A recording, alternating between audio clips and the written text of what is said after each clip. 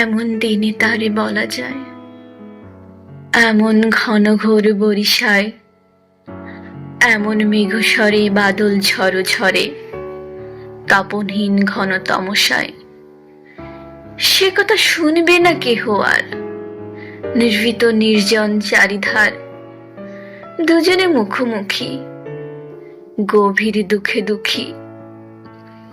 আকাশে জল ঝরে অনিবার, জগতে কেহ যেন নাহি আর। সমাজ সংসার মিছে সব, মিছে জীবনের কলরব।